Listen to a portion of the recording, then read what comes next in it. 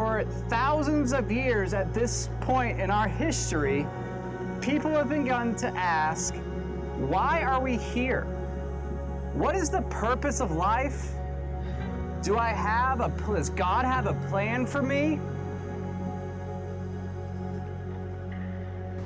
The concept of this video is ridiculous because I have been asked to take a several thousand-year-old question and to answer it in 6 to 8 minutes. Now, depending on who you ask or who you research or whatever you look up, some people say that this is the oldest question that has ever happened ever since man's been able to think.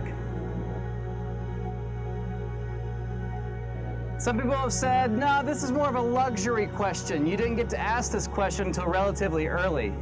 You know, when I was in high school, I went to church probably 3 or 4 days a week sometimes. I was always there. I knew about God's love, about God's forgiveness, about God's acceptance. But when it got to be about time for me to graduate, I started having some stress and anxiety because I'd always been told that God had a plan or God had a purpose for me. And as I was facing graduation, my thought was, well, if God has a plan for me, then that means that I can also screw it up. And what I thought that meant was that if I don't go to that school, if I don't move to that city, if I don't date that girl, if I don't take those classes, if I don't plan to have that job, then whatever happens might be me derailing the will of God for my life.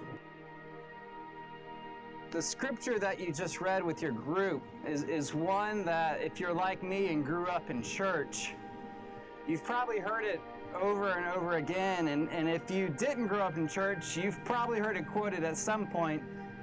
There's even a phrase that we have in English that comes straight from it, that whenever you talk about someone that's just a good guy or a good girl, you call them very salt of the earth type people. Jesus tells us that we are to be the salt of the earth.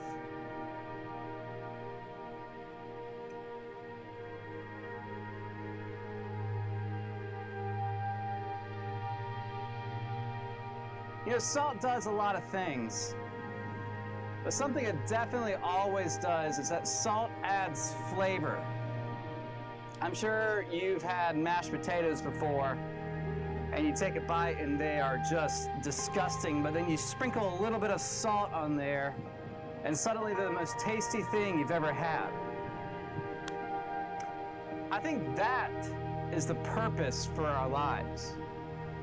That God calls us to be the salt and the light of the earth so that we can be the flavor to the world around us, so that we can make the world around us better, so that we can be the people of God and just show the world what God is like, so that they can know what a good life tastes like.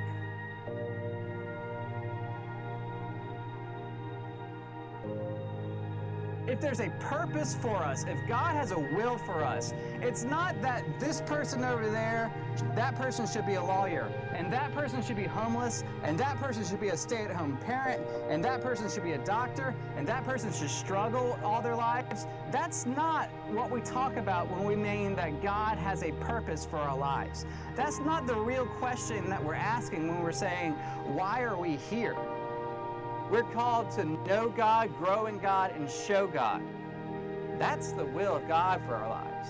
That's the purpose of our lives. That's why we're here. But then Jesus takes it a step further and says something like, but if salt loses its saltiness, it's unusable.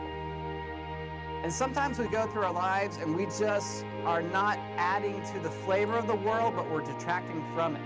Or we're not adding anything to it. And we become unusable.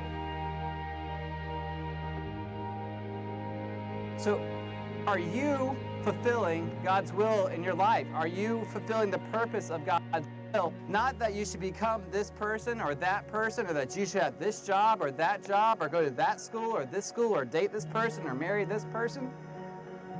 But are you sprinkling salt everywhere and knowing God and growing in God and showing God to others? That's why you're here.